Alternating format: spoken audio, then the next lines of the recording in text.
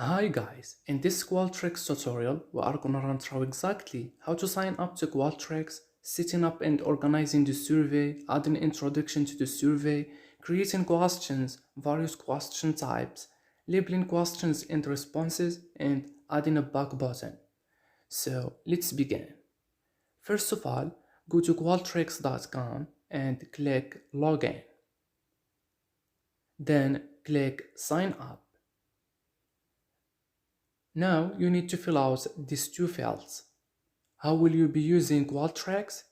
Let's say business, and here put your business email and click create account. Now the next step is to confirm your email. So go to your email and click the link that you have received.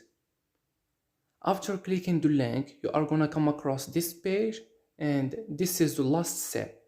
So fill out all these fields like the name, password, country, organization, job title, and what information and feedback are you looking to gather. Let's say product development and your phone number. I'm gonna click this close icon, and here we are. This is your dashboard. Here you can find all your projects. The first thing we are going to do is create a new project. To do so, click create project. There are multiple ways to create a project. You can create one from scratch. You can create one from a program or guided projects, which are pre-built solutions with a step-by-step guidance. You can leverage project templates which were developed by subject matter experts. You can leverage projects from specific things, or even academic project templates which are leveraged by experts in the education field. For now, we are going to start with the projects from scratch. Click on Survey and get started. You can also create a project from an existing copy. This is where you create a new survey based on pre-existing survey that's already in your account. You can also create a file from a Qualtrics survey format, a QSF file, which can be used when transferring a copy of your survey to another Qualtrics account. For now, we are going to be creating a new blank project, and we will name this demo. So let's create our project. Click create projects. We are going to discuss how to organize your survey. The goal is to keep it simple, so it's easily readable when you export your data and prepare for analysis. So Qualtrics allows you to add these blocks to easily organize and edit your surveys.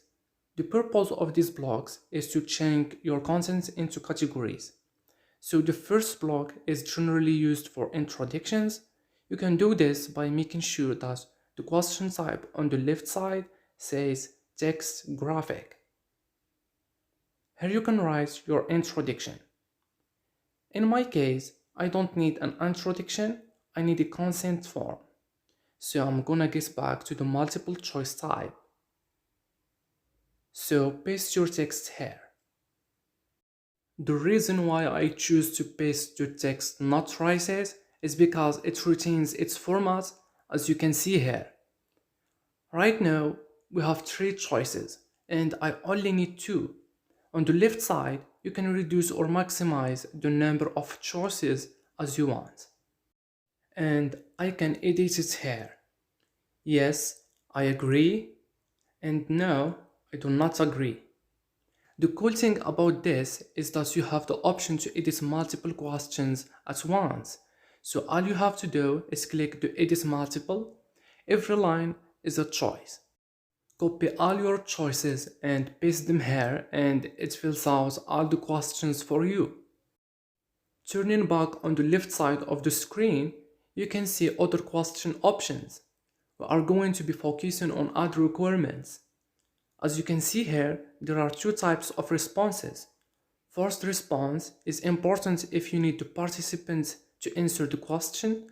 For the request response, if the participant skips a question, Qualtrics will prompt them to answer, but is not required for them to answer the question to finish the survey. So for now, we are going to choose first response, as we need the consent of the participant. So now the consent form is done. we will be working on a new blog. To do this, click Add Blog and add a new question. We will select a text entry question and ask, what is your age? Then I'm gonna add another block and new question, a text entry question, and ask, what is your email? And this will allow the participant to type in the response instead of selecting predetermined question. So to make sure the candidate's response are consistent, we can add a validation. So go over here on the left side, click on add validation, select content type, and since we are dealing with a person's age, we are going to select number. We can add a minimum and a maximum age too. So let's say 18 as minimum and 60 as a maximum. And we are not going to allow any decimals, so 0. We can control this question too by adding a validation. So I'm gonna choose email address as a content type. Now let's preview our survey by clicking this preview button. So this is how it looks like for devices and this is how it looks like for desktops. I agree, next. Let's say I am 15 and next. And as you can see, the value must be greater than or equal to 18. This is our condition. Now I want to show you something. I'm gonna add my age, 25, and next. Oh, my bad. I wrote 20 instead of 25. And you know what? You can't change this. So to add a back button, go to survey options. It has this icon here. And go for responses. As you can see here, back button. So you need to turn this on. Now let's preview our survey again. I agree.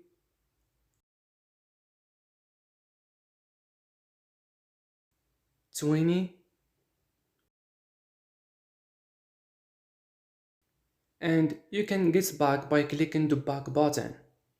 And now I can change my response. One thing you want to consider is labeling your blocks in question. This makes understanding your exported data so much easier. To do this, scroll all the way to the top. It can just edit the titles in the block. So you can name this consent, you can name this info, you can name this age, you can name this one also info, you can name this email. So yeah, that's it for this video. Hopefully this video helped you out. You can like the video and bye bye.